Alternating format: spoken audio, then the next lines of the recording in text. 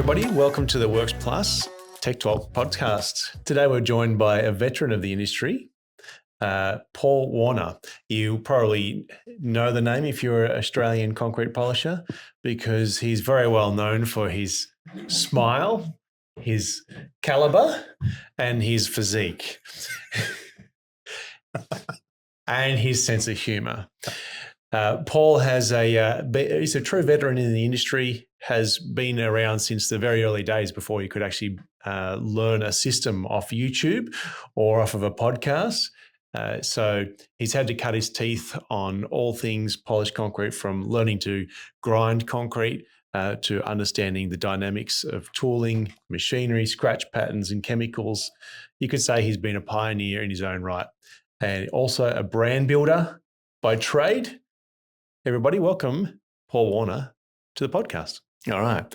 Paul Warner, thank you so much for joining us today. Yeah, it's very exciting to be here, Josh. Thanks very much for inviting me. It's taken a while. I didn't think it was going to happen. Yeah, I think it's probably been like 12, 14 years since we've met. It's good that you mentioned that, because I was going to say, do you remember the day we met? Yeah, I do actually. yeah, I do. I think you were mowing your lawn in front of your lawn, and I was going past you, and I saw a program on the back of your jacket. And I said, and I came up and introduced myself to you. That's right. You had your bike with you, yeah. I think. Yeah, that's right. Because we used to live in the same neighbourhood, very close to each other. Yeah, it was about. Yeah, I lived basically right behind your place in Heathmont there. Hey, now everyone knows where I live. Yeah, I was going to say the street, but I won't. Yeah. I appreciate that. Yeah, I think most guys in the area know where I live anyhow. So that's just part and parcel of being in this game, and having to people needing to pick things up outside of hours and that kind of thing, and just being available. I mean, that's kind of the industry that we're in, isn't it? it is. It's an all hours, all hours of stress, that kind of thing.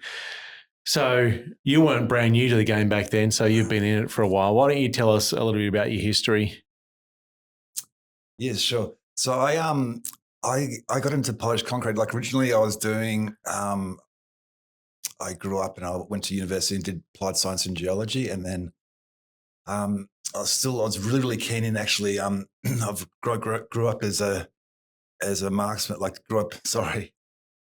grew up from a farming background. So hunting was always a passion of what I did. So I was very, very crazy about all things being a marksman and hunting. So I went and joined the army and became, this was Army Reserve, doing weapons specialist. So I wanted to be a sniper. All right. Yeah. So I used to really enjoy that.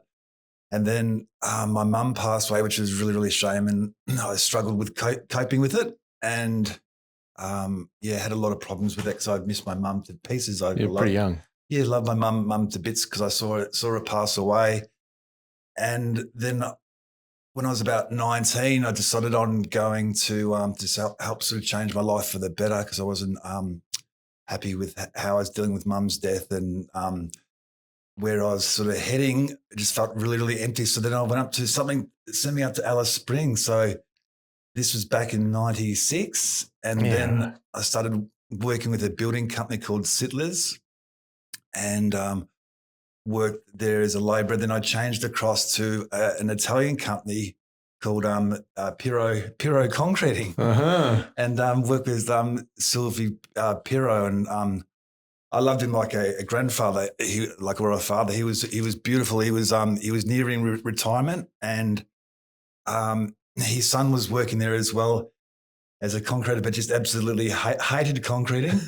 And Sylv taught me, he could see that I was so enthusiastic about concreting, because I really, really loved it. So he taught me everything he knew about concreting.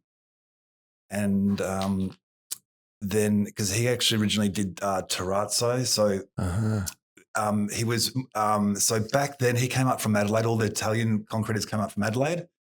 So this was before ready mix trucks. Right. So they'd have a team of, say, 3-4 concreters, and then I'd have 2 concrete full-time mixers.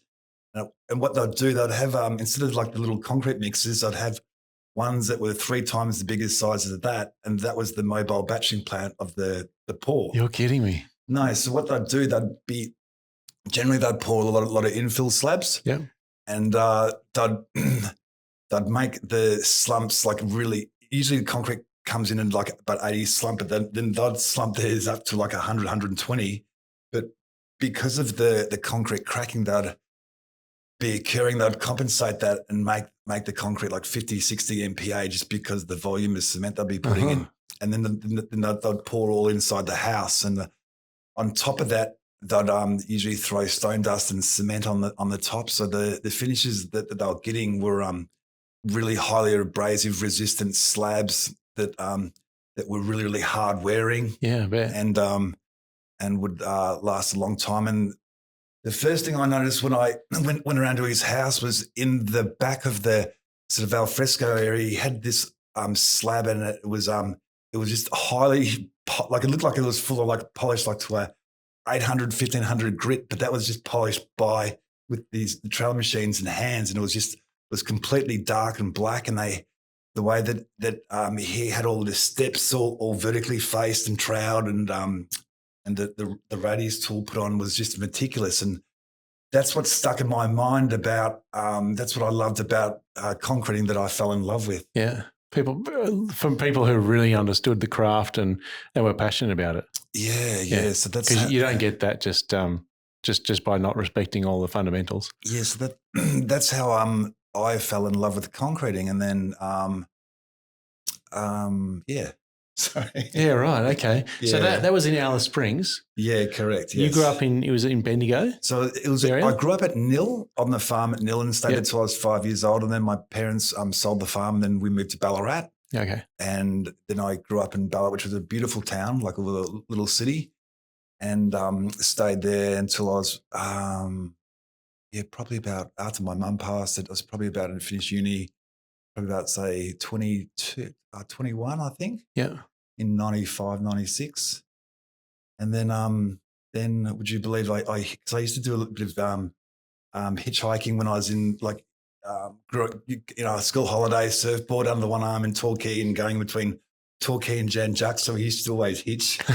So I had my little swag on, my backpack, and I've still got photos of it saying Adelaide, like a little sign saying Adelaide. I hitchhiked up to Alice Springs, and it took me 2.5 days and 15 trips later with all sorts of, truck drivers to, like business owners to everything. It was so funny. It was a really, really good experience. I didn't tell my dad that I was going to be doing it because he would have absolutely killed me. He would have, and I'm sure he would have given me a ticket for the train going up there or the bus. But so then I headed up there, which was really, really exciting. Yeah. Oh, wow.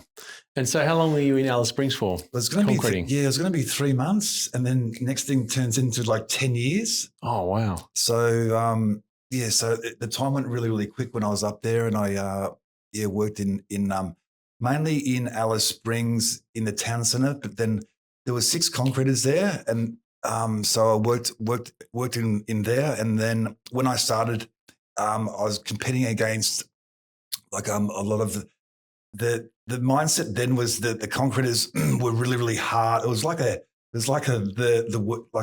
Alaska or like working man's town. Like you've gone past there. So all the concreters, would at least drink 12 stubbies a day. They'd have their bluey singlet, pair of thongs, and at the time they'd be driving a W. Their work ute was a WB ute, probably with the little blue heeler running around in the back somewhere. Yep. And I really, really broke that mold. So when I came up, I thought I wanted to do something a bit more professional. So then I, bought a brand new Land Cruiser, had all my signage, had like Warner Concreters on it, and had like my branding and logo, had Warner Concreters, not a bluey singlet. Oh, gee. Yeah. Settle down. How many subbies were you drinking though? I think quite a few. All right. So there's some things there were some things out there that to let people know that you were a genuine concreter still. Yeah. Otherwise, the trade unions would have come down and just closed the site down. They don't want fit, healthy contractors working. All right. So we're now in Alice Springs, learning everything about concrete and about heat.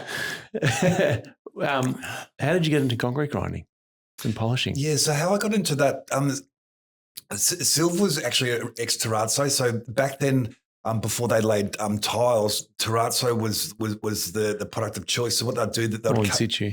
Yeah, they'd come in and pour terrazzo, do all the coving. Yep. Put the brass strips in if they wanted that. Then different types of concrete. But then in Alice Springs, and also I worked in Darwin, I found that this, because of the large areas in the open plan living, they generally had that a decorative concrete.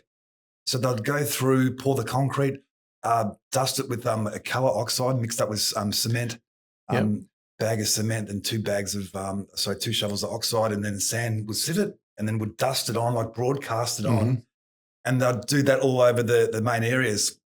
And that really sparked my interest. And then I used to, I've always been really intrigued by, I'm very creative, so I've always loved, I'm talking very, very quickly. It's all right. Sorry. We're going to get lots out of you. Then I was really, always very, very interested in and enthralled by the architectural magazines and design and everything like that. And I saw in there these beautiful pictures of polished concrete, and I couldn't believe them. And this was in late, like probably 98, 99, or probably 98. And I was asking around, because I network really, really well with concreting. That's one thing I've done in my over my lifetime, is I've networked extremely well, even though like I'm a bit of a lone wolf, as you said, which I am, which I'm very proud of. But I do network really, really well. And I asked different suppliers down in Adelaide and like in Darwin, crossover to Brisbane. Do you know anyone that does this form of concrete? And they said that you have to use a concrete grinder. You have to grind it. You need a special type of concrete. I thought, cool, I'm ticking these all things off the list. My concrete haven't got a concrete grinder. So I started making inquiries, and up there, like I'm sure if I was in Adelaide, Melbourne, it would have directed me straight to Van der Veen's, buy a machine, buy a King's machine.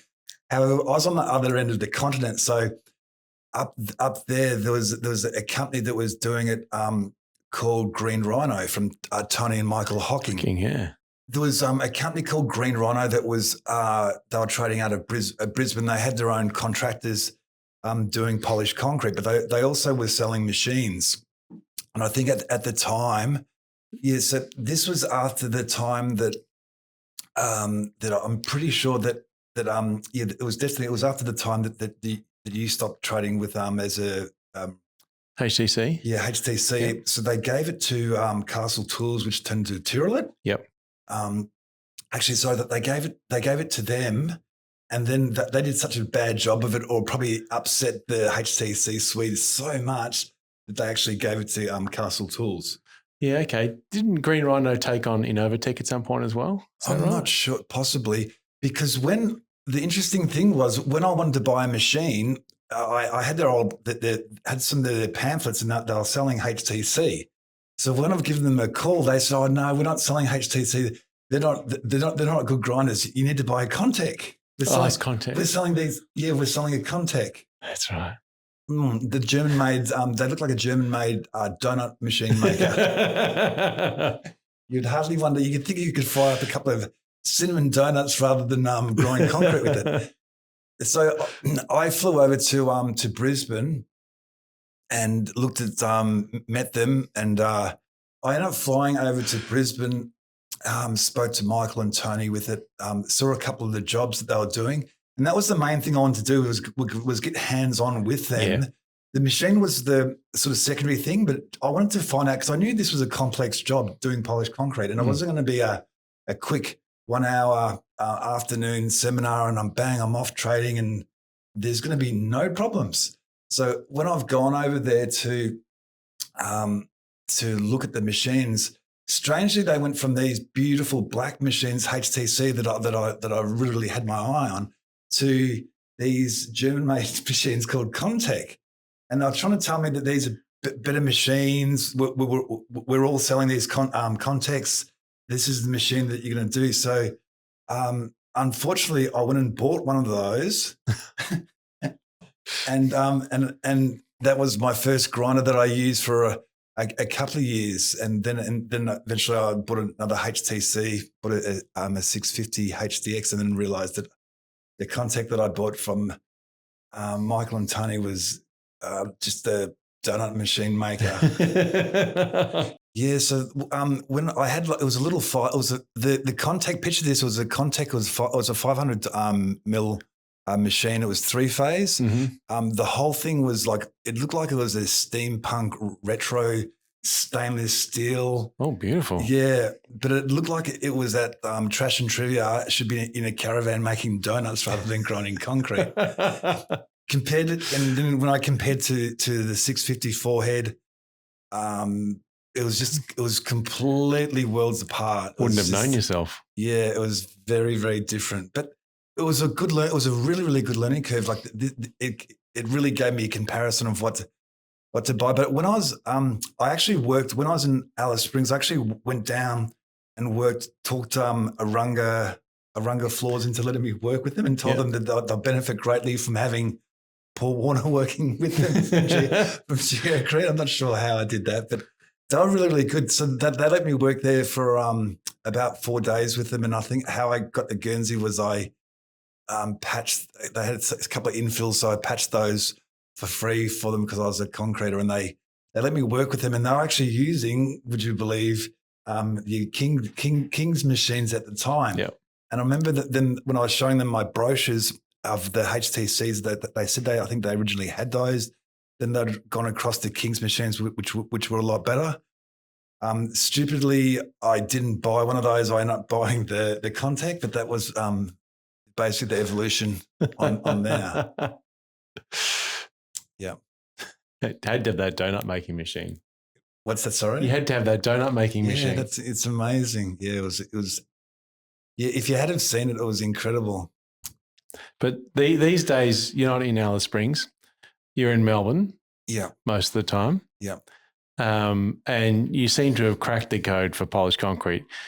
When we first met, I think it was 2010, 2011. Yeah. Ish. Yeah. And I remember you had these incredible brochures. Yeah. And before you were saying that you really liked the architectural magazines and that type of thing. And I could tell because the brochure that I got from you, I felt like I should have given you $20 for at least. Yeah. It seemed more like a coffee table book. Yeah. It didn't seem right for it to be, on the front seat or the dashboard of my car. You had a very different approach. Like you said before, you had a much more professional approach when you did the concreting, Warner's Concrete. Yeah. Up in Alice Springs, you ditched the flannel shirts and the blue singlets, and had some printed professional t-shirts as well. You had a very different approach. You learn the skills along the way. What was when you got into polishing? I mean, you've made a clean break all the way from concreting. Yeah. How did this happen, and what was your idea? So I think probably the biggest influence that I had with my business shaping and also my style, it comes from my dear mum. Mm-hmm. Mum at the time, which was really, really interesting, it was back in the 1980s. Mum was in Ballarat, women's fashion. If I'm not sure you remember, it was the puffed shoulders, the hair that was back like a cobra. How could I forget? it was a great era. I really loved it. So mum at the time there was like sports. The places that women could buy really nice clothing was like sports. I don't know if there's still Sports Girl or Myers. That was it. So mum ended up thinking what I'll do is I'll start to buy. I'll travel down to South Yarra, Toorak. This is coming from a really, really like middle class Aussie Anglo city. Or travel down to the metropolis of Melbourne.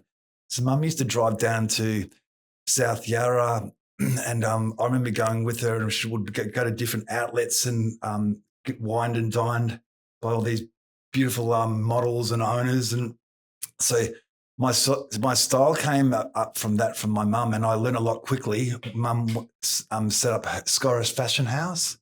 So that's how I learned a lot. And I was always intrigued by branding on marketing. So I used to always draw like graphic design, and I was very creative. So I used to always draw, like look at logos, branding. So how images affects people's ideas about different shops, and because I'm really always been aware of what's around me and how populations work and everything like that influenced me greatly on branding and marketing. So that's how. And then I remember dragging Mum into like Porsche motor vehicles when I was like 10 years old, and saying, "Mummy, can you please buy me this 911?" These are nice 911 car when I was a 10-year-old, and telling Mum said, "No, you can't just live in your car." Like I said, but I'm not going to have it as a car, Mum. I'm going to live in the car too. and the salesperson used to think he was really, really cute. Like this kid that reckons he's going to have the car, but it's going to be dual purpose. I'm going to live in it too, like camp out like a cubby huts. Well, you can already recognise back then if you owned one of these, you couldn't afford a house. Yeah. So that's what inspired me with my branding and marketing, and that's how I came up with the brochures, and I knew straight away that the way that I wanted to target my business and sort of keep ahead of everyone else is model my business on really high end and luxury and uniqueness, like no other company can repeat what I can. So that's why I come up with these brochures, and because I'm really, really creative, so I had a massive input on the design of them, the paper stock, the embossing, chroming, and also I wanted to images that completely everything, and I wanted to capture the beautiful flaws that I did. So I didn't want to do what everyone does today and just takes them off the iPhone. So I ended up organising professional, photographers, which was, I think it was unheard of at the time. Yeah. I know you guys inspired me a lot with your jobs for Myers and things like that. You probably can't remember this. Oh, yeah. Shows little people walking down just like a ghost. But sorry, the spit. I didn't get it. Would you like some spit with your cake from Grumbles? These are from chapter 2. They're actually they're just a whisker dry. I know, they're best with coffee. I don't know if you, because I was almost going to go, just hide it in a pot plant. I normally have, they're best with coffee. Yeah. Little bites. Yeah, little bites and best with coffee. But I've given up coffee. So really? Yeah. I've just this week realised how dry they are. But anyhow, side note. Read Coffee Blues. Coffee Blues? Yeah, it's brilliant. It shows so much. This is going off topic. Yeah, how dangerous coffee is, caffeine. Well, I've stopped drinking it. Yeah, because it reduces your blood flow to your brain by 30%, increases your blood pressure, reduces your so you're more stupid. More That's impossible. Mm-mm. No, it is. I've reached maximum stupid. I have. Brittany, confirm this. She's nodding her head. Yes, he has reached maximum stupid. No, I don't think so. Good on you. That's I did it for probably about, say, 2 years ago because I knew how damaging it was. But because I get up at 3 a.m. and meditate, it was just like 2 minutes into my Zen meditation, I was like, so coffee's back on the menu. Good on you. So that's how that's what inspired myself with my the brochures, the business cards, all my branding. And at the time, every vehicle was on the road was white. Yeah, right. And now it's completely the opposite. Everything's black. Yeah, but at the time it was white. And I thought, okay, so what I'll do, so I went and spent the extra money and got my whole van painted black. Yeah. And at the time it was bling, so it was glossy black, like Las Vegas, like with the Geocrete thing. And then 5 years later, every vehicle's black. And then I thought, what I'll do is I wanted to do mine like the Batman mobile, really, really stealthy. Do my branding like completely merged, very, very stealthy, like a predator into my van. So it gained this is why I did it. So it'll just gain like intrigue and interest, and that's why I did that, Josh. Well, I mean, I think it certainly. I think you certainly understood your target audience. If if I was someone who was just building my first home with polished concrete and, first home being, low budget, you are probably not going to be the guy for me anyway. And the brochure would have told me that straight up. Yeah. If I was an architect that had a client that was very fussy and very particular, I would have felt comfortable bringing your brochure to them and saying, these are some examples of what can be achieved. So I think what, very early on, you already knew which market you wanted to be targeting, you wanted the high end. And I think that everything that you're putting out there certainly reflected that, and it was very well understood and received. If I wanted high end, I could probably get Geocrete, but if I'm building an investment property or a first home, I'm probably not going to be able to afford you guys. Yeah, go with Polycrete. Oh, that was a plug. I think that was a plug. Hi, Marcus.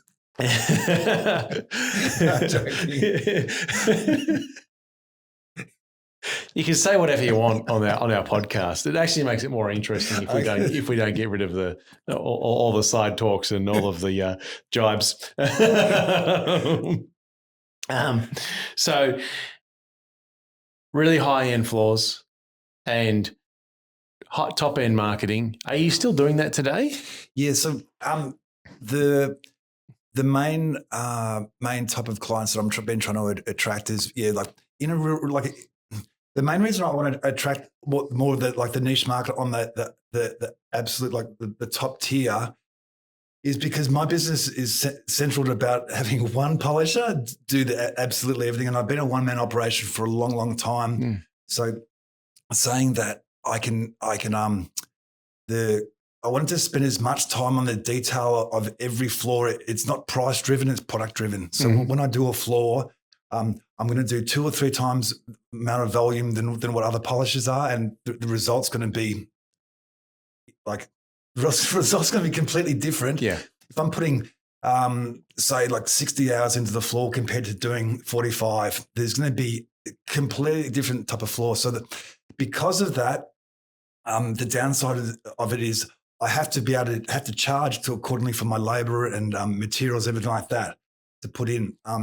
Most people I found, if I'm producing a really, really good quality product on a home that's being built for, say, $4 million, if they're having to spend an extra 10% more on the polisher, I've found, and if I've been referred to do a job from an architect or from another person, they will not, they'll quite happily pay that extra money because they know that they're getting more value for their money at the end of the day, rather than paying less and getting a lesser quality product. How many projects have you done that were $4 million? That's just the polishing. That was just your invoice, wasn't it? No, mine's really like that. Like it's like a little baby. A slither of it. Yeah, it makes a big impact on those homes when definitely you've got one of your floors.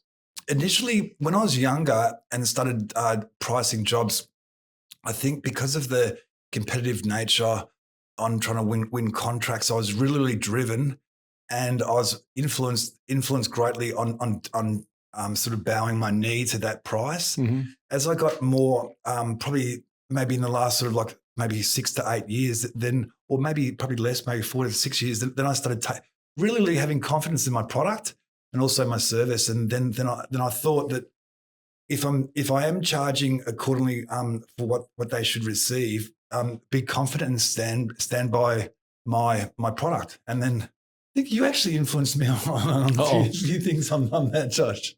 Yeah. That was really, really important. And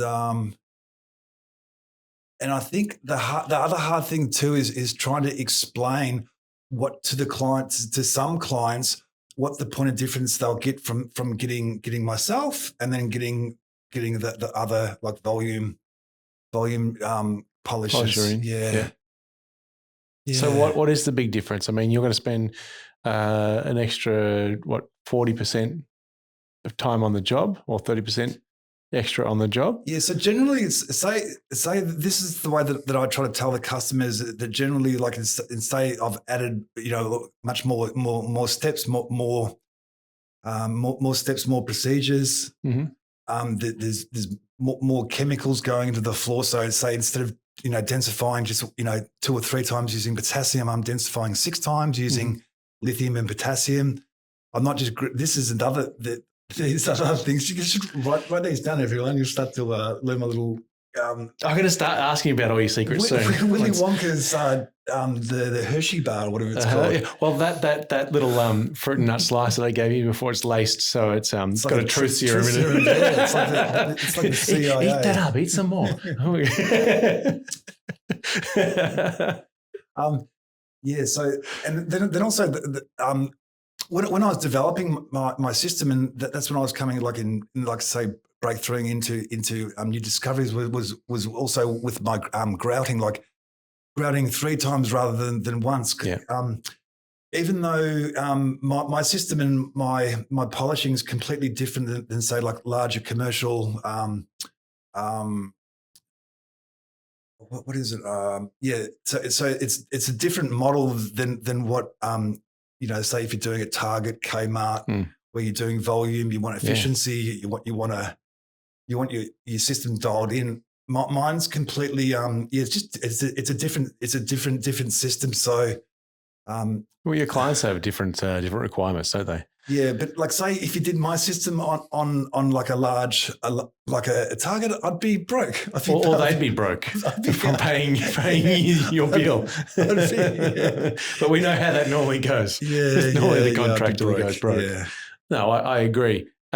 You talked about doing, I guess, a much more advanced and involved system, and I wanted to talk about how when we were talking earlier about your evolution from concrete installation, and then you got into concrete grinding and polishing. Yeah, you went and worked with Arunga for a few days. You learned some tips and tricks off of them, I'm assuming. Yeah. And who were your main mentors during, I guess during your career in grinding and polishing? Yeah, that's going to be my first question. Then I'll ask the next one after that. Initially, when I was first doing it, the mentors were pretty much 0 people because it was back in 2001. Mm-hmm. I was living in Alice Springs.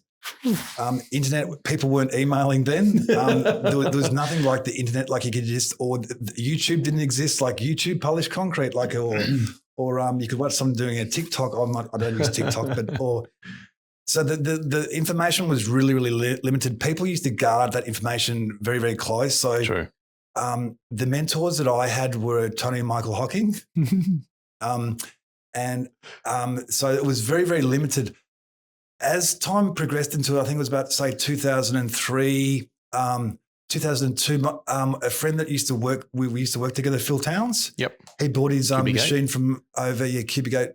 Phil, he bought a 650 over in Perth. So we were talking to, like, we were helping each other a lot enormously, and he was giving me a lot of great advice on what to do and everything like that, because he was more leading the charge over there with foot mechanically polished. And then it wasn't, and I did initially I was doing all grinding and seals at the time. And then I was getting a painter to come in to coat the floor that I'd grinded. Yep. And then I went to Sydney and did a HTC. Excuse me. The truth serum coming up. Jesus, I can feel that LSD sort of taking place. Then I ended up doing the Sydney did a HTC Superfloor course. Yeah, right. But it wasn't it was a great course. I loved it because I had nothing else to compare it to. So that's why it's so great seeing these guys with blonde hairs come in, and the name is Sven and someone else. So it was all exciting seeing these exotic these Swedes come over and produce a floor using chemicals and then so the mentor that probably the one that inspired me the most was without a doubt Hyperfloor. Mm-hmm. Which was, Van Those guys. Yeah, Van Events. So the things that I loved about, as far as mentoring goes, the course was excellent because it really, really went into a technical point of view about grinding patterns, which that I really, really loved. It wasn't just like HTC. It just said, drive the grinder from one end and go up the other. And when you're on the other, come back down. Yeah. And then just keep going over. So you did the Hyperfloor course?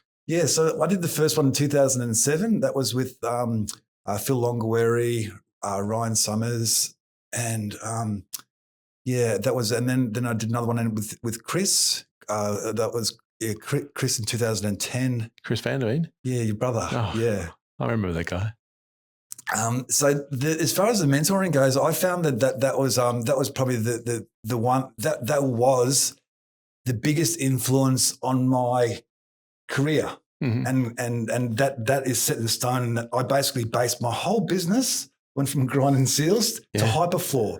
So I was promoting the product. Everything was just Hyperfloor this, Hyperfloor that.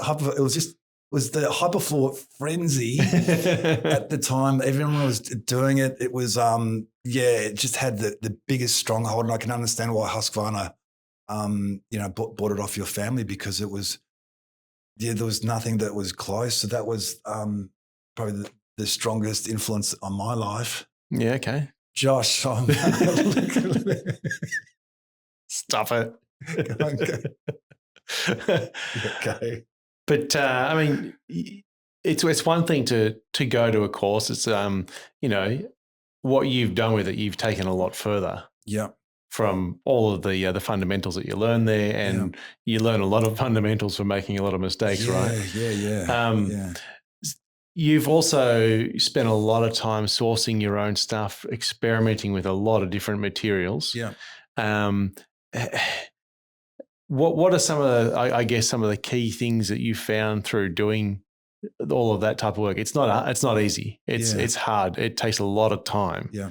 What are some of the key things that you found through doing all of your own or sourcing and researching? The excellent thing is that because I wasn't linked or affiliated with one particular company, and I recognized that. I could recognize the stronghold that the companies have, and it's very, very clever marketing. That's why they do it, because you can't become certified if you don't use our machinery, our chemicals, our procedure. I could recognize that. I think, how's this floor going to change if I'm using a machine that's not orange, that's green or red or black? And I thought that doesn't make sense. And because I use a lot of critical thinking, I actually, and you can't mind control. You cannot hypnotize 30% of the population. I don't know if you realize this. So that means I'm not under mind control. I've got my own crazy. Oh, you're mind. in the 30%. Yeah.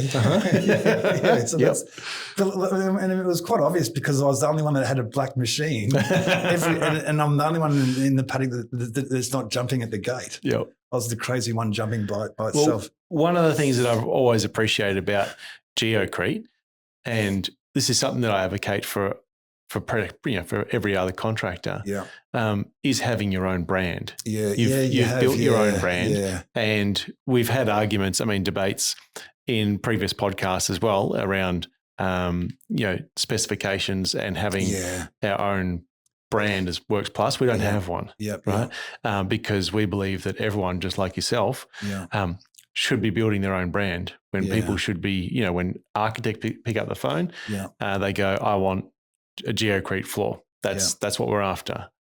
You've built all of the material around that. You've gone and put in the hard work to build your brand. That's what people should be calling for. I can understand that you had something that was different when everyone was doing Hyperfloor and had to be certified and had to use all the materials and all that sort of stuff, and you couldn't waver from that. And here goes Paul again, the little black sheep, doing his own thing. You're beating his drum, beating his own tune. The thing that I found was really, really empowering, and that's where the growth was that I started. At the time, people were polishing and not densifying over 100 grit, and I was thinking, but why? And they say, because you don't. But I'm thinking, why not? Yeah. And I'm thinking, I was like the kid, like mum would say, why is the sky blue, mum? And this is where I was learning things. So I started densifying up to 200 grit. I'm thinking, this looks completely different than 100 grit. And then I was thinking, this sample here I've only graded once, and this is the one I've done, 3 times. Look at the difference. So I started learning lots and lots about different things. That was really, really, really important. And then you were telling us about some of the things that you were doing off of your own bat that was different to following a specification. You weren't satisfied with just follow this and, that's the gospel. You're always questioning, okay, but where does that come from? Why are we only densifying once? You're always looking for the next thing. Innovation's been a big part of your career. Yeah, definitely. So then I started, contacting, because I did applied science at uni. Like I've got, and my mind's not just like a complete concrete polisher where it's just you got parts A, B, C, D. You put that on the floor. You go over this way. You go over that way. But it's shiny. You got it. Like so, I started contacting different chemical people. I was getting chemicals sent over from Turkey at the time. Like Turkey, there was things coming over from America. Then I remember when I was speaking to Phil Towns, he put me onto the lithium products at the time, and then I was using like Seal Hard from L&M Construction Chemicals from Tony McCory. They were getting them in. We used to use FGS Hardener Plus over the floor after we'd finished as another treatment thing that was just impossible to get off, and you'd have to redo your whole floor again. But then we ended up using 60% more into your floors. Yeah. We started using lithium, and then at the time that it was highly expensive, and then Phil was really promoting using the product. So I started using it, and I was finding it just as the base densifier. It was just looking really dry, super dry, and I was doing samples, and then I was eventually doing. We were using and I think it was because of budget as well. I was thinking, let's not put this, this $1,000 20-litre container into the floor. Let's use the Seal Hards or potassiums or whatever as the base one, and we'll start trying to do, because at the time Phil and I were like lick coat mad. Like that's when I started really pushing the lick coats from 100 grit, going up to say 2 or 4. Yeah. But then we started using lithiums, and we're getting really good results doing that. And that's probably one of the the earlier polishers at the time, because there was no one was doing it then. At least not in Australia, anyway. Yeah. So and that's when I broke away. That's when I started having issues with the way that the hyperfloor were awarded on floors. It was very at the time was unbiased because of the management. So yeah, you know what I'm talking about. It was unbiased or was biased? It was completely biased. And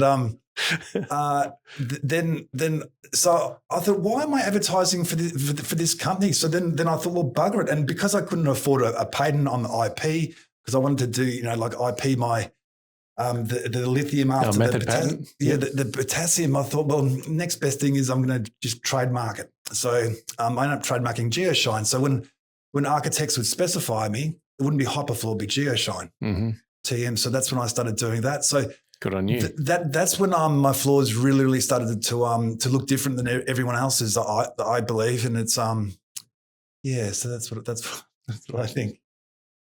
Well, it's a lot of trial and error, a lot of pioneering, a lot of costs, and a lot of thinking outside the box, isn't it? Yeah. And what I was doing too, because I was making my own chemicals at the time, the turnaround. This is the great thing was I was every job I was doing, I was testing on a new house all the time without the client's knowledge. But I was doing it. Still have full warranty on those houses. Yeah. So if everyone's wondering why their laundry is a little bit different than the rest of the floor, it's because of this.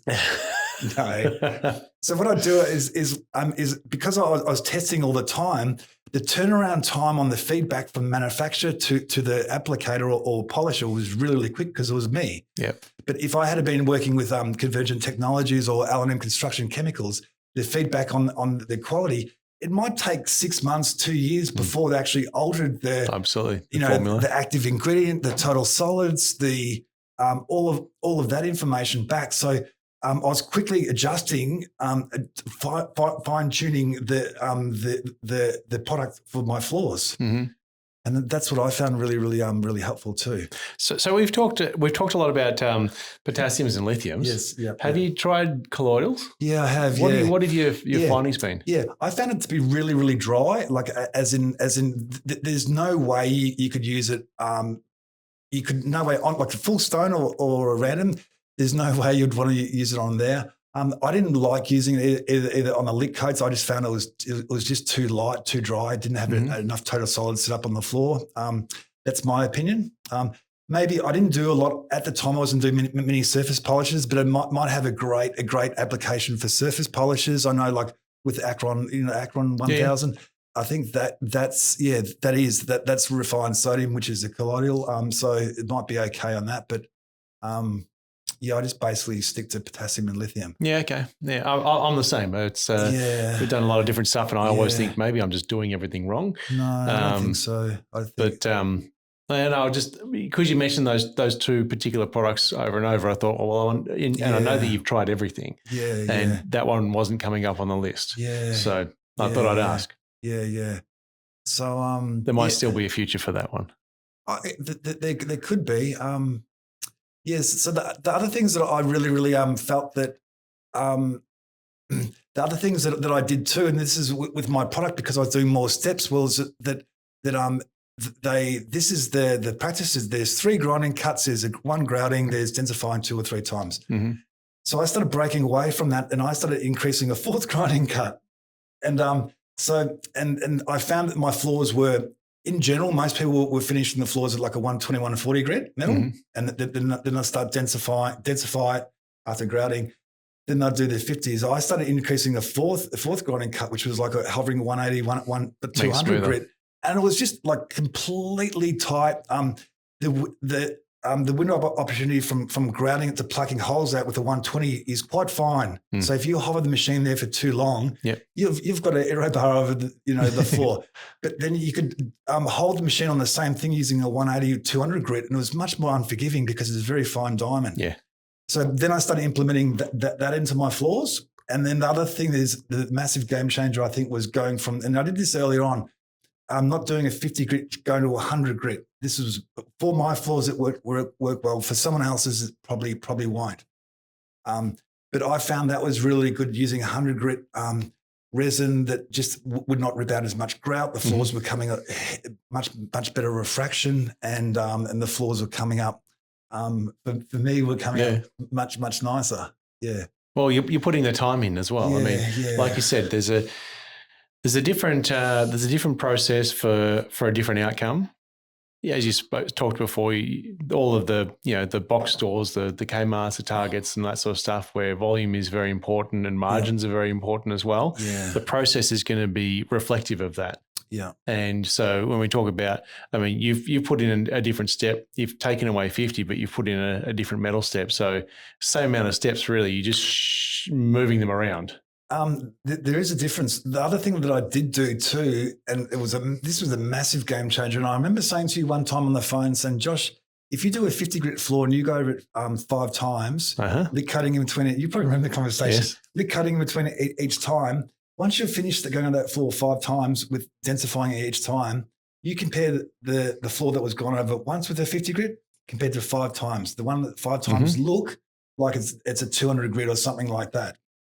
So I started developing and putting in the time by doing double steps. And I think I'm sure I was the only polisher, or one of the very, I don't want to say that I've invented the wheel, I've invented the alphabet like how all the Greeks do. But then I was one of the early polishers that did implement double steps. Mm-hmm. So doing like, say, 200s, 2.2s to 2.4s. Oh, you have double standards. Yeah, double standards. Yeah, so that's. I think that the biggest difference you're seeing is coming from a couple of things, though, right? Yeah. I think what you're seeing is every time that we pass over the floor. So we've done our first application of Densify. We go over it with 50s, and that's when our 50s are hopefully cutting at their coarsest. Yes. And that's when we're getting that real sawtooth pattern on the microscopically over the floor. Yeah. And it's also at that point that you've removed small amounts or exposed small amounts of fresh calcium hydroxide particles in the surface that haven't been reacted with, right? Yeah. So that's kind of the whole idea of putting down a lick coat, which for me is another heavy application, because with a 50 you've exposed quite a bit. Yeah. So you do a lick coat and you put down a more densifier. Yeah. And then you go over with something that's a smoother tool, because when you go over that floor again, even if you say you're going the GeoShine method and we're doing another of the same 50, that 50 is not cutting as aggressively because it's not in contact with with that harsh scratch pattern. So it's probably now cutting blunt at about an 80. Yes, correct. Yes. So 100%.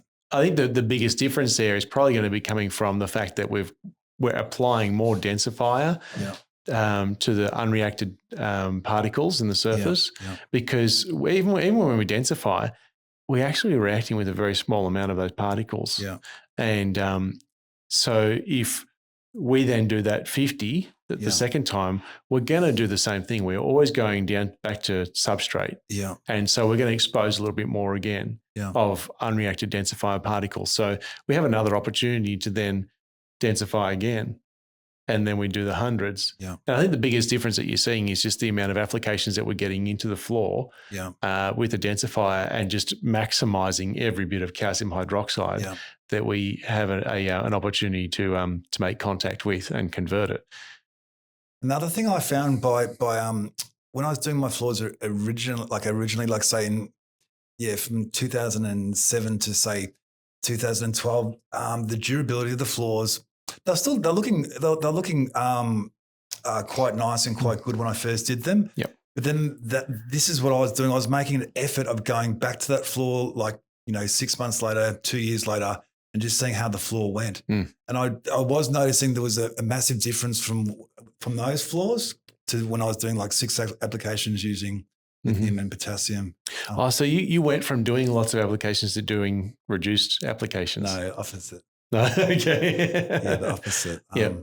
I agree. There is certainly far more durability in a floor that's had the additional treatments, particularly if you've got multiple lithium treatments later on in the process as well. Yeah. I think that really helps to increase the durability. Because I remember another thing, because I've got such a great memory. I remember when you were telling me how it doesn't matter how if we use the analogy like lithium and potassium, we're all going to the party together. That's right. And it doesn't matter how you get there, whether it's by by the transport method.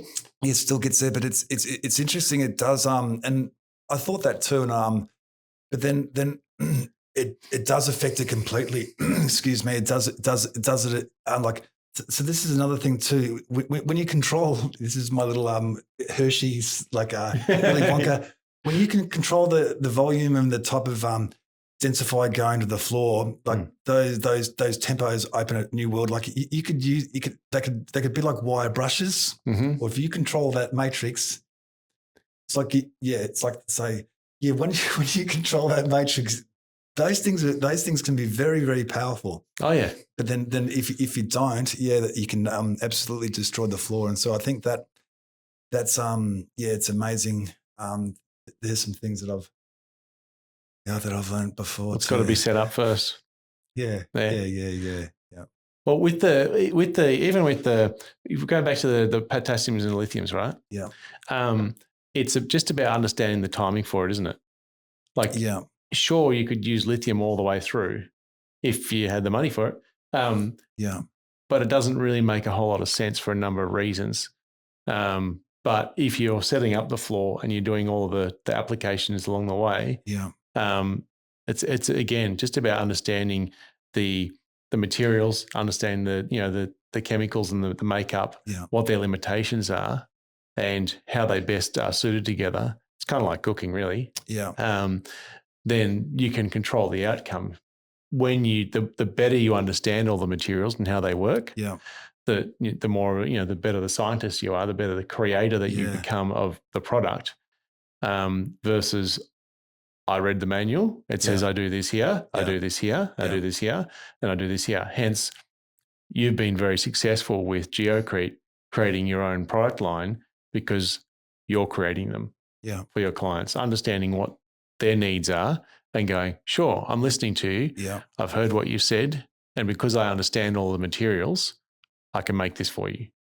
Another thing I found that's been over the years has been really, really incredible is just from and I say it, I always loved it because I'm a very, very humble person, and I don't like the whole idea how, people put themselves up on the pedestal as gurus for any industry. And I've always been very, when we go about mentorship, like I reckon I've really, because I didn't have that support to start with when I was younger, this is one reason that I've helped. I've probably helped close to 60 people, polishers that have come up to me, even at your seminar, said, thank you so much for helping me on the telephone, Paul, blah, blah, you've really helped. Yeah. And it makes me feel connected as a part of the community. It's my thing that I've helped people. So I think that's been important. And what like yourself and Kurt that have done it through a part of your business, I've actually done it just as to help people, and I found that really, really good. I lost my train of thought again.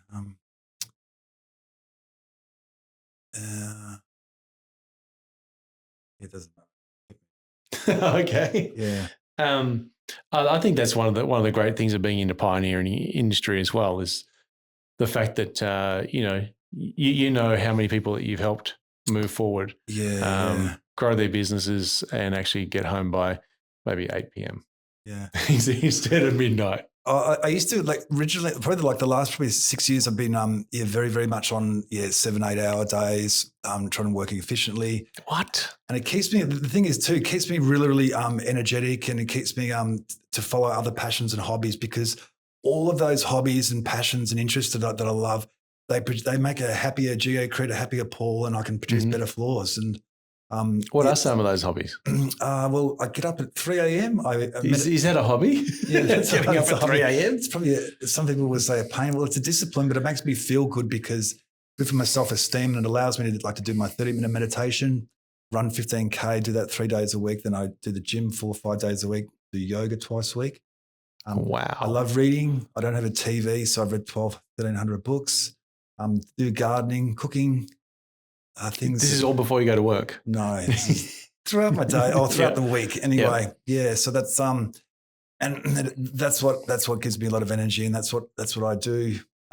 Wow, how did you come to? I mean, that's a very different life for most polishers. Okay, so what I'm looking at here is I've seen you absolutely working your butt off. Yes, and I know that you used to do incredibly long hours. Yeah. On the grinder. Yeah. And at some point you've gone, this has got to change. Yeah. Because the life that you live today is very, very different. Yeah. Not only from your own, but it's different from most people's. Yeah. How did you come to the conclusion that you wanted to change something? Yeah. And how did you come up with the formula that you're working with today? After my mum passed away, which was terrible, I struggled with it enormously. So unfortunately, I fell into self-medicating, and it was unfortunately it was through substance abuse, it was through drugs and alcohol, and I was carrying that, and it was all because of the trauma memory, which my mum died. That was basically it, and it wasn't until I think it was, and I was just unfortunately I was destroying my life, my business, and it was until 2017 was when I came to the realization that I have to take responsibility in my life here. You're not going to get saved by anyone else. You have to do it yourself. Life's too precious. It's too. We're on this planet spinning around thousands of millions of miles an hour, and we're only on this planet for a short time. So use it wisely. And I thought this is the last chance I had to save myself. And so I took control of my life, and then I started. I wanted to become clean and sober. I wanted to focus, and polished concrete helped save my life. So I wanted to focus on that. I wanted to focus on my health. Meditation, feeling connected to the community. So I started going back to, got rid of the TV, no Facebook, Instagram, started doing a lot of reading, making 50 kilograms of salami so I can hand out 45 kilograms of it. Which we've benefited from. Thank you. It's delicious. Make platters for program or for works, and do that.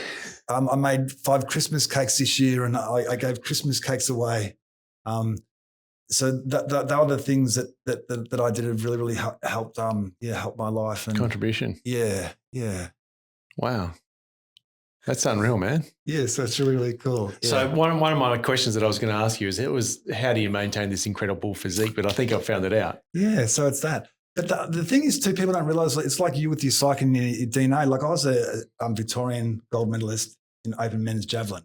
Yeah, right. So that was, and like That came, I mean, it came from a lot of it came. Yeah. So that's what happened. And then, so I've always been like, even when I was like 14 years old, I was always running 7K, doing weights all the time, and very, very active. And that's what I loved. And because I got such high energy and everything like that, and because I can focus and really, very, very passionate, I do it in a healthy way that I do it through sport.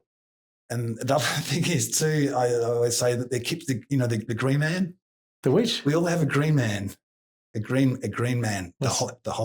Oh, okay, yes.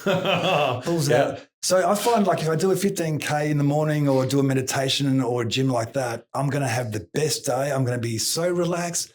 My customers are going to say that how relaxed you are, and they're going to feel the energy and feel very zen, and I'll have a great day. But if I don't do that, green man comes out. Like you did to work out this morning, didn't you? You did something, right? Yeah, I did. Okay, I feel safe in the room with you now. Yeah. So that's what I find is really, really important for me to direct that energy into something that's positive, and it makes me a happier person. Oh, that's great. Well, I can see you're a much happier person today than years ago. Yeah. And it's certainly we all recognise it when Paul comes in or far out. He certainly looks very healthy, in very good shape, very calm. Yeah, and I try to smile. Like I'm quite serious and intense. I know that, it's all about the details, but I try to light myself up, and that's what I probably like about you. You're always in for a joke. Mm-hmm. So I'm looking forward to telling you about my go-to playlist. All right. Okay. Let's do it then.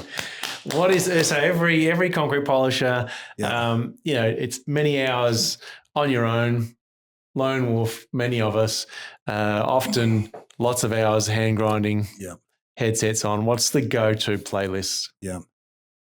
I'm not sure if you both know these ones, but the first one's called Vertically Challenged by the Midgets. No. Or Let's Get Shorty. No, by the Seven Dwarfs. No. They're probably the two ones that I like. I'm going to have to listen to this. So everyone knows I'm a hardcore purist. So I push back against technology, and I love to be really, really like completely in the zen, the now. So everyone's can't believe. So when I've just spent like 60 hours on the floor, they're asking what type of music am I listening to in my earphones, and I'll pull them off and I'll say nothing. And they'll go, what? So I love this is where I love just being completely present, not having distractions, and just focusing on what I'm doing at the time. Right. That's unreal. So when the machines are off, are you like whistling that last tune of, Let's Get Shorty of like, 200 grits on the oven grinder? What's with that guy loading up his van? Crazy. Yeah. Okay. Wow. That's so it's it's really important. That's admirable. Yeah. It's so cool. You actually people don't realize this. You actually start to feel more fuller in life and enjoy the life because you're in a state of flow. Mm-hmm. So like it's very, very Zen philosophy. So you actually focusing on what you're doing. It's not like you're getting distracted. It's not like you watching your kids swimming for the first time and you're listening to some podcast being distracted. You're actually watching your kid nearly drowning and he's saying, Dad, pull me out of the pool. What are you doing listening to that podcast? Oh, yes. Look, it's I can completely relate to what you're saying. Yeah. When I was younger, I was a bike rider, and that would be like, you spend 8 hours a day on a bike on some of the longer days. And a lot of guys would listen to Walkmans. Yeah. You remember those Walkmans? Yeah, I do, So they listened to their Walkman or so. Yeah. And my coach was like, you don't get to do that because you don't get to ride with one in a race. So you need to be mentally conditioned to take that boredom. Yeah, no, present. Yeah. You've got to be present. You've got to hear everything, every noise, that sort of stuff.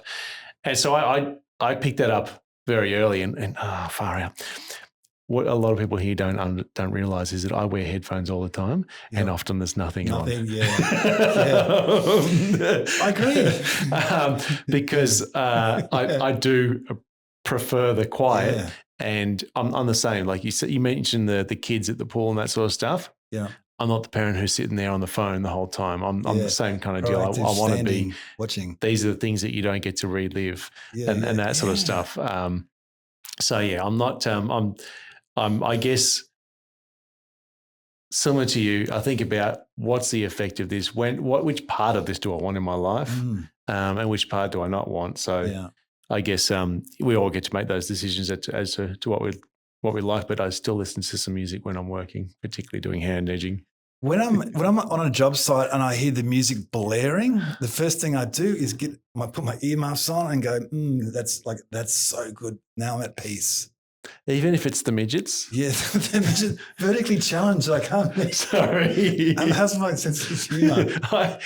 Is this for real? I've got to look it up. But I do a straight face as well. That's why it confuses people. Yeah, I've completely made both of them up. All right, okay. Let's get Shorty by the seven doors. Well, I thought, I couldn't, laugh at you. It's, I don't know that you're joking. You played me very well. Yeah, I do. I try to do a good job.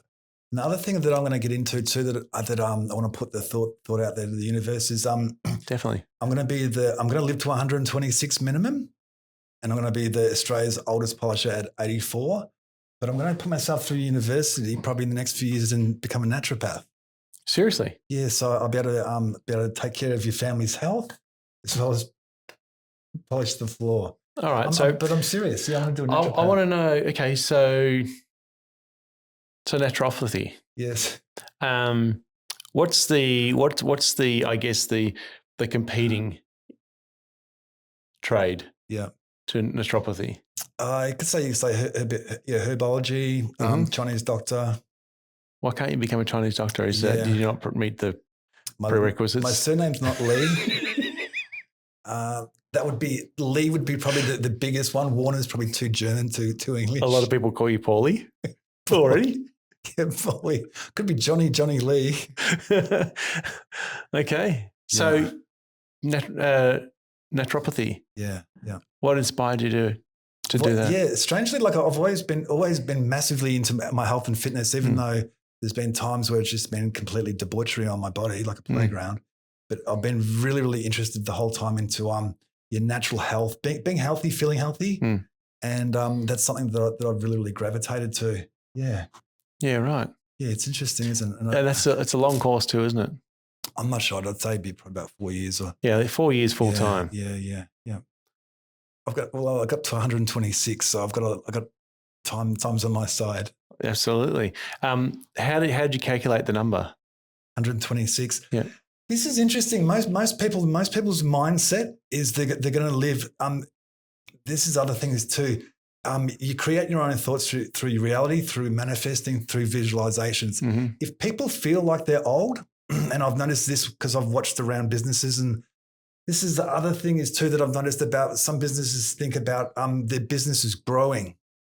Each to their own, but for me, growth and progression on a business is me being on the concrete grinder, making people happy, keeping fit, keeping strong. Mm-hmm. Say if I was married, I'm keeping out of my wife's hair. I'm keeping happy. How I found some business models, and it's the way it tends to go, is what they'll do. They'll employ 4 guys, 6 guys. That weight they've just put on an extra 5 kilograms. Their head turns like a sultana. They lose their hair. They start arguing with their wife. Their health's not growing. Their business might be, but those as a person's not. So what's the point? Why do it? But you have to offset that somehow. Most businesses don't. That they won't. What I mean by offset, like you do, you're cycling, you keep fit, you keep healthy, you keep your mind doing hobbies and interests. A lot of businesses that I've found that have gone growth. They've built crazy. Their weight's just deteriorated. Their health's deteriorated. Their mental, they're not happy. They're not doing what they love doing, and that's polishing concrete. They're managing, putting out spot fires. To me, that's not growth. So the way that I look at it too, 126, most people will generally feel, if they feel like they're 70, if they think they're going to hit their 70, they're going to go there. They're going to start to feel. So if you think you've already committed yourself to that. If you think like I'm 51, but 51 is the new 21. Like I'm going to live, I'm going to look like I'm young and fit and healthy. So that's where that mindset comes from. You listen to Gary Brecker? I don't listen to anything. I just read almost books. Had you. He's written some books too. Yeah, sorry. Yeah, that's okay. You nearly got me here. 126 though. You've come up with an actual number though. That's minimum. That's a baseline. So we're going to go there or higher. Mm-hmm. The other thing I wanted to tell too is probably the thing to end up for like anyone that's polishers that are struggling or anything like that with not with their with their flaws of their business and everything like that. Like they must remember too, like everyone else in the industry, like who we've been doing a long time. Like I've been exactly in the same position as everyone else. Yourself, everyone's been the same. So just work really, really hard. Keep you. This is the thing that I've really, my philosophy is you're only as good as the last flaw you've done. Don't live off your reputation that used to be great. Like say like 20 years ago, like so Phil Longwear used to think he might have been great when he was doing it back with ProGrind and stuff like that. But because he's not on the tools, that's gone. Like that's gone. You can't keep off living off your reputation. So and you always have really, really high standards. Always have very high standards and be your harshest critic on yourself. Don't just do a flaw and you know that it needed to be grouted down there and you've handed over because you've just lost your sovereignty. So make sure that you try all the time the best possible job on the floor. So you got integrity with yourself. Try new things too. Like don't just follow a system that everyone else is doing. To be ahead of that 95%, you have to push past that, and that's where the growth is in yourself. Is to try new things, and the industry it's a great industry. I love polished concrete. Like I love it more than I actually do love it more than when I met you in 2010. And it's it's a beautiful trade. It's always going to be here and help support each other. So I've got a bit of a mantra in life is I'm here to support humanity and inspire humanity. I won't tell you all my little secret herbs and spices that I do on floors, but I love helping people, and I think that's really, really important. I want to read the 1,300 books that you've read, at least a list. I'll show it to you shortly. Yeah, Okay. Yeah. Thank you. No, that's some good advice. The fact is that we're all doing the same thing as far as an industry is concerned. We're all growing the industry, and we all have the capacity to grow in a positive way, or in a negative way, and that's going to be up to each and every one of us as an individual, isn't it? Yeah. Paul, it's been great. Thanks a lot, Josh. Thank you so much for sharing all of that with us. It's been really interesting to hear about your journey, all things polished concrete. Thank you for your time this morning, mate.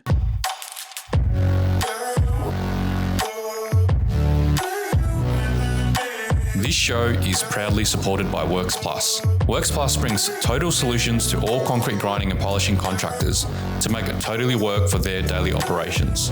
We hope you've enjoyed this show. Make sure to tune in each week where we're going to dive deep into all things related to concrete grinding and polishing. We're here to help you so that you can boost your outcomes on the floor.